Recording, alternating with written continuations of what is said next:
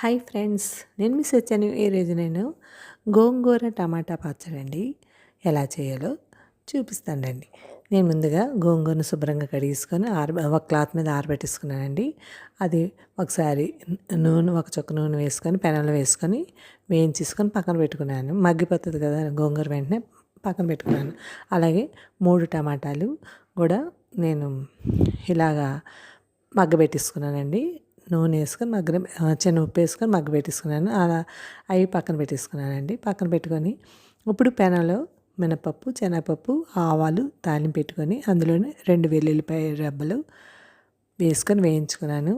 ఈ లోపల అది వేగుతుండగా ఈ లోపల మనకు చల్లారిన టమాటా తొక్కలు తీసి టమాటాలు గోంగూర కలిపి ఒకసారి మిక్సీ చేసుకోవాలండి. ముందుగా టమాటా బాగా మిక్స్ చేసుకున్నాక అప్పుడు గోంగూర వేసుకోండి. అప్పుడు మనకి ఆకులుగా వస్తుంది, బాగుంటుంది.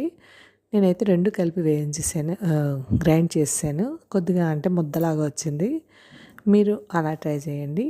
అందులోనే నూనె వేగాక అందులోనే మనం గోంగూర గ్రైండ్ చేసుకున్నది టేస్ట్కి తగ్గ ఉప్పు, కారం, పసుపు వేసుకోండి. అందులోనే ఇలా మగ్గనిచ్చేయండి. ఉప్పు, కారం టేస్ట్కి తగ్గ వేసుకొని మగ్గనివ్వండి.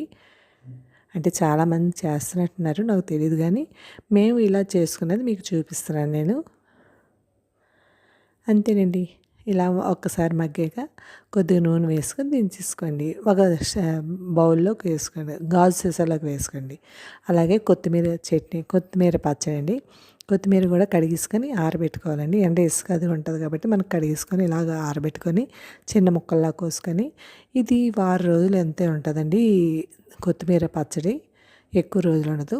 ఒకసారి నూనె వేసి మగ్గనిచ్చేసి అందులోనే కొద్దిగా చింతపండు రసం, టేస్ట్కి తగ్గ ఉప్పు వేసుకొని మగ్గనివ్వండి. మగ్గనిచ్చి అది చల్లారి పెట్టేసుకోండి. కొద్దిగా పంచదార అండి, 1 స్పూన్ పంచదార, పసుపు వేసుకొని ఇలా వేసుకొని మగ్గనిచ్చి పక్కన చల్లారి పెట్టేసుకోండి. ఇది చల్లారి పెట్టుకొని ఒకసారి మనం అదే పెనంలో నూనె వేసుకొని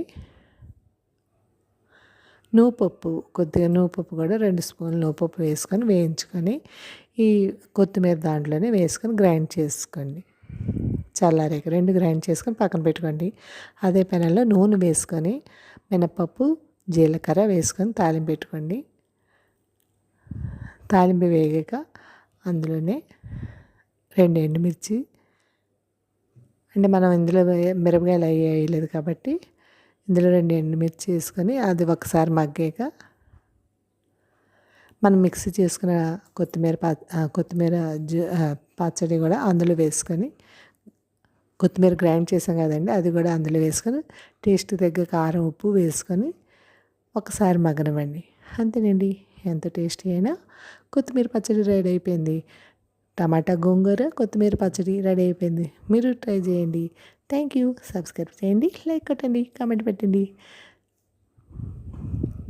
థ్యాంక్ యూ. బాయ్.